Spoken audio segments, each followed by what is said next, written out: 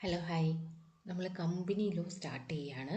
Company law നമ്മൾ ചെറിയ ചെറിയ വീഡിയോ ആയിട്ടായിരിക്കും ഇടുന്നത്. ഓക്കെ, അപ്പോൾ നമുക്ക് കമ്പനി ലോ ഇന്നേലിരുന്ന് സ്റ്റാർട്ട് ചെയ്യാം.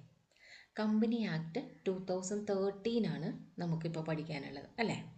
കമ്പനി ആക്ട് 2013 അത് ആക്ട് നിലവിൽ വരണമെന്നുണ്ടെങ്കിൽ നമുക്ക് എന്ത് ചെയ്യണം? പ്രസിഡൻറ്റിൻ്റെ സമ്മതം വേണം. ഓക്കെ, പ്രസിഡൻറ്റിൻ്റെ സമ്മതം നമ്മൾക്ക് കിട്ടിയത് 29 ഓഗസ്റ്റ് 2013 ഓക്കെ, അത് ഒഫീഷ്യൽ ഗസറ്റിൽ നോട്ടിഫൈ ചെയ്ത ഡേറ്റ് അതിന് തൊട്ടടുത്ത ഡേറ്റ് എന്താണ്? 30 ഓഗസ്റ്റ് 2013 ഓക്കെ, ആ രണ്ട് ഡേറ്റും ഒന്ന് ഓർത്ത് വയ്ക്കാം.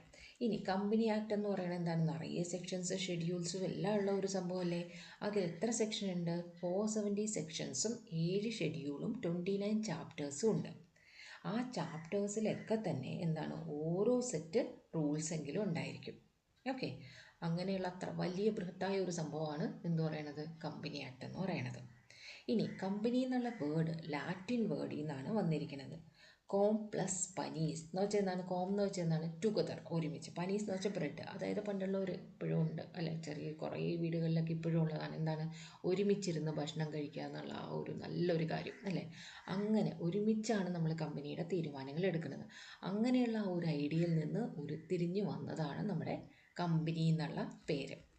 ഓക്കെ, ഇനി കമ്പനി ആക്ട് 2013 നമ്മളിപ്പോൾ പഠിക്കണേന്ന് പറഞ്ഞു.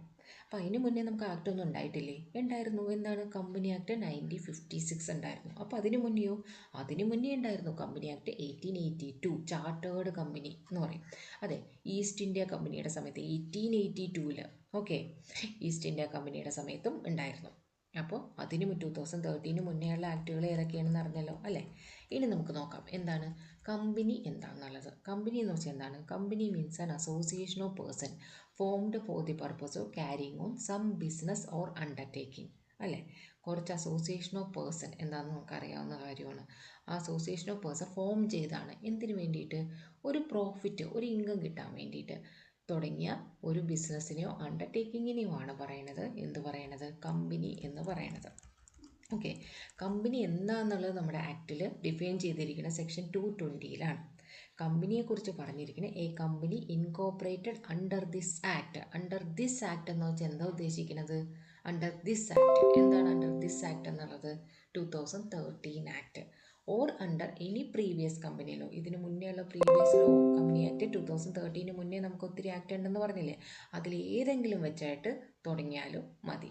അതിനെ നമ്മൾ എന്തായിട്ടാണ് പറയണത്? കമ്പനി ആക്ട് എന്നുള്ള കമ്പനി എന്നുള്ള വേടി തന്നെ പറയണം അല്ലേ. 2013 നിലവിൽ വന്നു എന്ന് പറഞ്ഞാൽ അതിന് മുന്നേ കമ്പനീസ് ഉണ്ട് അല്ലേ. അപ്പോൾ അതൊക്കെ അങ്ങോട്ട് ഇല്ലാണ്ടായി പോവും? ഇല്ല. അപ്പോൾ ഈ 2013 വെച്ചായാലും കുഴപ്പമില്ല, അതിന് മുന്നേ ഉള്ള ഏതെങ്കിലും ഒരു പ്രീവിയസ് കമ്പനിയിലൂടെ അടിസ്ഥാനത്തിൽ അണ്ടറിലായാലും കുഴപ്പമില്ല. അതിനെയാണ് നമ്മൾ എന്ത് പറയണത്? രജിസ്റ്റർ ഇൻകോപ്പറേറ്റ് ചെയ്തിട്ടുള്ള കമ്പനിയാണ് കമ്പനി എന്ന് പറയണത്. അപ്പോൾ ഇതിൽ പറഞ്ഞിരിക്കുന്നത് ഈ പ്രീവിയസ് കമ്പനി ലോ എന്നുള്ളത് എന്താണ്?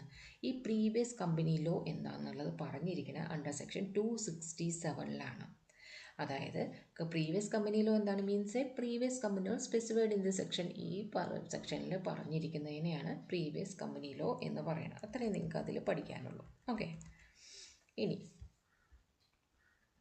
അപ്പോൾ കമ്പനി എന്താണെന്നും അതിനെക്കുറിച്ച് ഒരു ഐഡിയ കിട്ടി, ഒരു സ്മോൾ ഐഡിയ അല്ലേ. ഇനി ബാക്കി നമുക്ക് ഒവ്വൊരു വീഡിയോ ആയിട്ട് പഠിക്കാം.